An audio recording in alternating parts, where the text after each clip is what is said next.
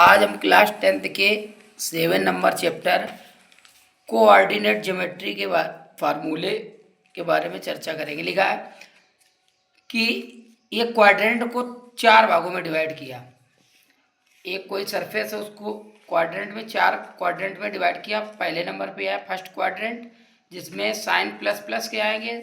फिर आया second quadrant. अब प्लस क्यों आएगा? क्योंकि एक्स ये हमारी हॉरिजॉन्टल लाइन है और ये वर्टिकल लाइन है, तो ये एक्स जब इस तरफ जाएगा तो ये प्लस का होगा, और इधर वाई जाएगा तो ये भी प्लस का होगा। इस वजह से फर्स्ट क्वाड्रेंट में हमारा प्लस प्लस आ जाएगा।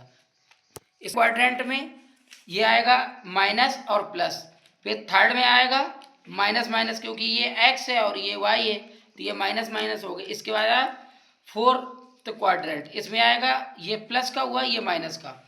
फिर आगे लिखा है कोऑर्डिनेट, तो कोऑर्डिनेट ऑफ ओरिजिन। ओरिजिन का मतलब ये इधर की बात कर रहा है, तो इधर कोऑर्डिनेट जो हमारे आएंगे ओरिजिन के वो आएंगे 0,0।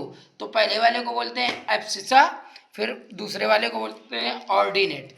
अब ऑर्डिनेट ऑन एक्स एक्सिस, अगर एक्स एक्सिस पर पूछेगा तो कोऑर्डिनेट हमारे होंगे, इसमें y 0 हो जाता है और x की जगह x रहेगा, तो इधर कोऑर्डिनेट ऑन y एक्सिस पर x 0 और फिर y आएगा, तो आएगा 0,y।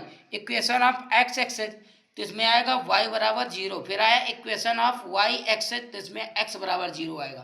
फिर लिखा है equation of line passing through origin, जब ओरिजिन से पास कर रही हो लाइन तो उसको बोलेंगे y बराबर x।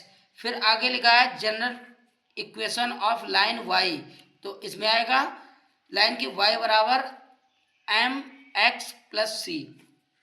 अब लिखा है x एक्सिस, तो इसमें आएगा x कोऑर्डिनेट, तो उसको बोलते हैं एब्सिसा, y एक्सिस को बोलते हैं कोऑर्डिनेट में ऑर्डिनेट। फिर आया जब 2 पॉइंट की दूरी निकालना उसको बोलते हैं डिस्टेंस फार्मूला।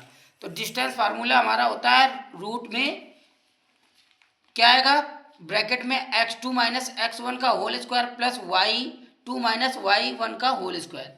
अब आया डिस्टेंस फ्रॉम ओरिजिन, अगर ओरिजिन की बात करें तो ओरिजिन का सीधे डायरेक्ट होता है रूट में X square plus Y square. अब आगे आता है सेक्शन फार्मूला। अब ये सेक्शन फार्मूला में एक होता है इंटरनल, एक होता है एक्सटर्नल। इंटरनल में प्लस होता है और एक्सटर्नल में माइनस होता है, तो इसमें आता है m1 x2 plus m2 x1 अपान m1 प्लस m2, इससे x की वैल्यू निकलती है। फिर y की निकालना हो तो आएगा m1 y2 plus m2 y1 अपान m1 प्लस m2। इसी तरीके बस इसमें साइन चेंज हो जाता है, सेम फार्मूला है, बस माइनस प्लस की जगह माइनस। इंटरनल है तो ये एक्सटर्नल है।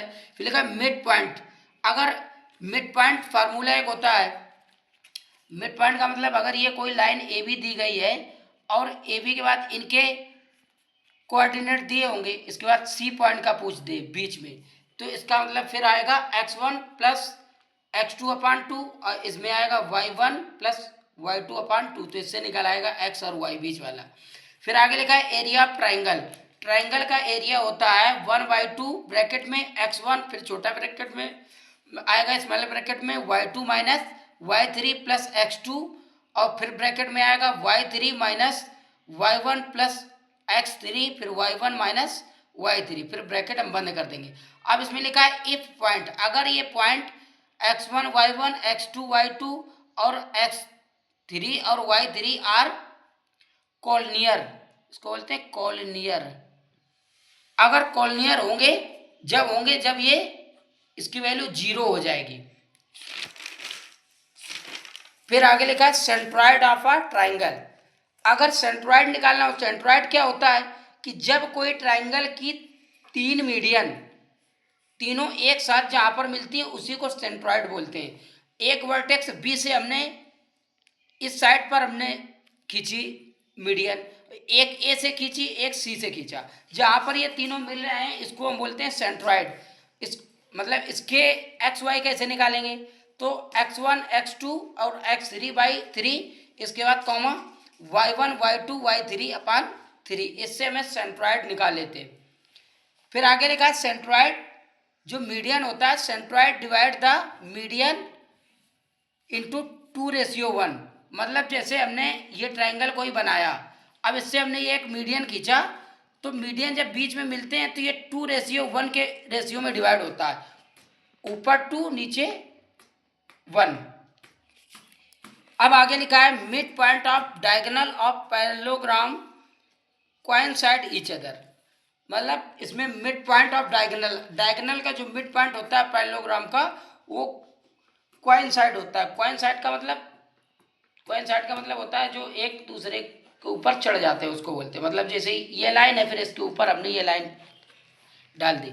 आगे लिखा distance from circumcentre to the vertex is same, मतलब कि सर्कम सेंटर से जो डिस्टेंस होती है वर्टेक्स की वो सेम होती है। फिर लिखा median divide the third side, जो मीडियन होती है वो थर्ड साइड को डिवाइड करती है इनटू 2 इक्वल पार्ट, मतलब 2 बराबर भागों में डिवाइड करती है। इस तरीके से हम सभी important formula coordinate chapter geometry के मतलब पढ़ लेंगे बस।